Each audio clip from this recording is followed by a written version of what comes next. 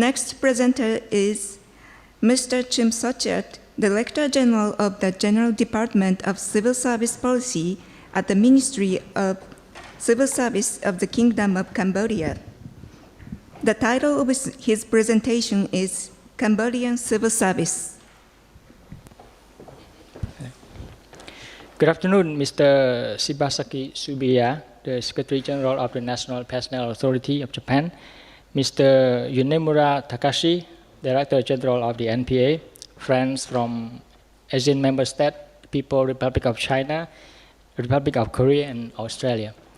It is my great honor to be part of the ACSM+3 International Symposium on the Future of Civil Service, organized by the National Personnel Authority of Japan.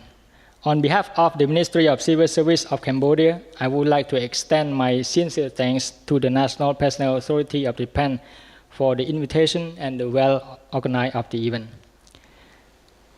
I am delighted to share with the symposium on the brief overview, challenge, and the vision ahead of our civil service. And I will try to keep my presentations short and straight to the point. I would recall that Cambodia used to have a modern and systematized civil service in the early of the year 1960, and might be one of the role models in the Southeast Asian nation. But the civil war had made Cambodians lose almost everything, especially the valuable human resource. The Cambodian civil service has started all over again in 1979 after the fall of the Pol Pot genocidal regime. There was no proper system in place at that time. We were start from scratch. People who survived from the death of the regime has gathered together, held each other's hand, and did all we can to rebuild the country. The reason I raised this up, it is because I would like to highlight that our civil service and public administration system is not that long-born like other countries in the region. It was disrupted by the war and the instability. So we have a lot of challenges to tackle and many rooms for improvement. Samdech Techo Hun Sen, the former Prime Minister of Cambodia, the man who brought peace and stability to the kingdom, with thanks to the sound government policy and the ability to maintain the peace, political stability, economic growth, and equitable distribution and benefits. Under the 38 years of leadership of Samdech Techo Hun Sen, our former Prime Minister, Cambodia has blossomed economically and peacefully. Cambodia has reached lower middle income status in 2015, and it set its sights on attaining upper middle income status by 2030. Before COVID-19, Cambodia's economy grew at the average annual rate of 7.7% between 1998 and 2019, making it one of the fastest growing economies in the world. And we have a lot more to do to reach our goal of becoming a resilient, vibrant, and prosperous high-income country by 2050. Our current population is around 16 million plus, and approximately 60% of Cambodian population are under the age of 60. This one, yesterday I heard our colleagues from Singapore and Thailand also discuss about it concerning of the aging population. In Cambodia as well, but a little bit reversed that we have 60% of people are under the age of 30. It is pro and con, but we see the negative sides of the things. But I believe that this young population is the potential that could contribute to Cambodia's development and the achievement of the Sustainable Development Goal by 2030. The number of our civil service employees is around 220,000, and our civil service employees have divided into national and central and local. The national level around 170,000 and the local 50,000. All these are include the staff in the administration, education sector, teachers, and health sector, but exclude the police and military personnel. We have female civil service employees around 35% of our total civil service employee. Diversity, equity, and the inclusion initiative have been implemented in the Cambodian civil service system. In Cambodia, there are about 90% of the population are Buddhist and followed by the Muslim, and the rest are Christian and others. The government do all its best to harmonize all the people together, regardless of their origin, their religious belief and political belief. All people can work and live together without discrimination. Additionally, in the public administration and our civil service, we have different levels of officials, include the high-ranking officials who are from different minority ethnic members, the Muslim religion, and we even share some portfolio in the civil service position for capable disability or handicapped people as well. In addition to that equity and inclusion, the government create gender task force in all the ministry, and this task force led by female senior officials in those ministry. The task force play important role in developing and promoting women capacity and equity in the public administration. In Cambodia, we have the Ministry of Civil Service, MCS, which is the central personnel agency that is responsible for managing, leading, and developing the civil service in Cambodia. The MCS is also the leading agency in reforming the government public administration reform program. I would like to share that the reform agenda in our civil service reform mainly focus on the three pillars of reform: the human resource management and development, including computerization, implementing performance management system, and the implement training requirement for the civil servant. Second one is the pay and remuneration reform that focus on the rising civil service remuneration.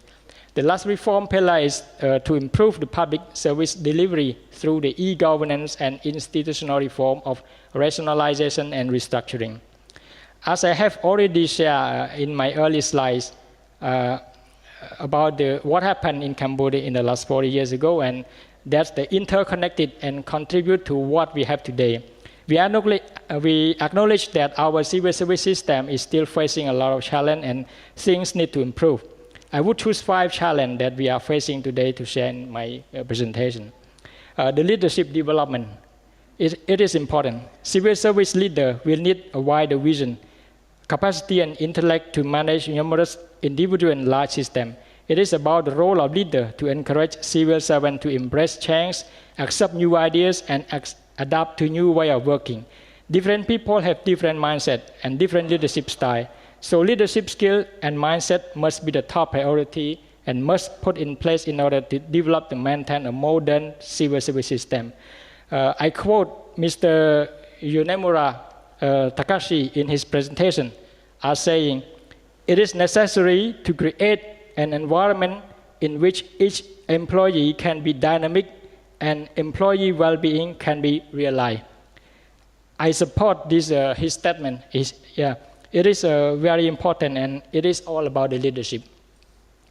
The second one, the ICT or digitalization is also important in our current industry 4.0 era. There is a low level of ICT penetration in our services. It is limiting the ability of the civil service employee to make better evidence-based and data-informed decisions. Third one, we need to optimize the organizational structure and reform the back office and support functions across government. We still have some issue in overlapping function that we need to find a suitable approach to optimize this issue. Fourth, we need to strengthen the optimize the meritocratic approach to civil service employment. New approach is being considered and likely to gain support from our Prime Minister. Lastly, the reforming pay and the allowance will take into account based on the government affordability, equity, consistency, and coherence. The payment or remuneration is an important part of the civil service.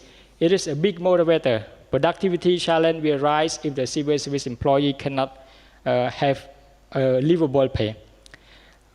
In the strategic goal of government reform, the Cambodian civil service need to be modernized and ensure the stable role and function of the public administration. The Cambodian government has continued to build progressively on its 2024 to 2035 National Public Administration Reform Program. The new government of Cambodia, led by Samdech Theppaday Hunmanat, the Prime Minister of Cambodia, has recently launched and announced the government 5-year strategy called the Pentagonal Strategy.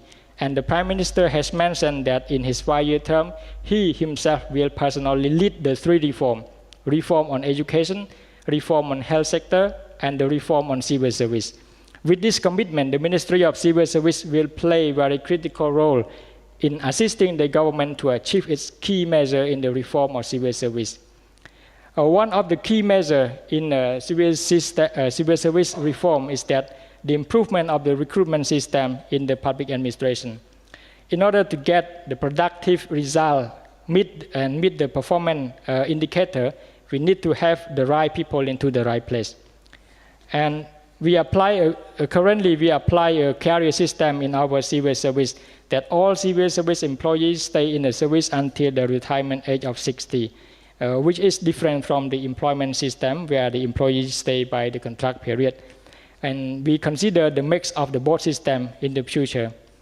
Moreover, the initiative to improve the recruitment system will mainly focus on three principles: the meritocracy, inclusiveness, and the effectiveness. The recruitment system is a platform to provide opportunity to citizens, especially to attract young talent with equal opportunity and response to the individual capability and requirement of the public administration. The current recruitment system is individually managed in each line ministry with different approach. So we could consider on the new approach on recruitment mechanism to make it more effective and manageable and respond to the need or requirement of line ministry. The digitalized inclusiveness in the recruitment system also being considered. Another initiative is to enhance the productivity in the civil service system, which we have our common status of the civil service, and the law will need to room of improvement in response to our current development. And the organizational structure and function across government agencies are also need to rationalize and optimize to ensure the effectiveness and solve the issue in overlapping function. Performance management system and performance-based remuneration are all the main initiatives that the government do what is best to improve for the effective productivity and as well as for the civil service employee well-being. The civil service is the backbone for the government achievement.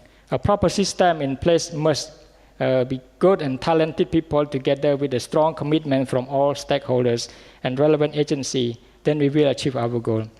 To the success of the government Pentagonist strategy, Cambodia will accelerate its governance reform to ensure that our public administrations run effectively with a high level of integrity. The symposium on the future of civil service today is an important platform that we all can learn from each other. And from this learning, I believe we will be able to improve ourselves and find more space to support each other.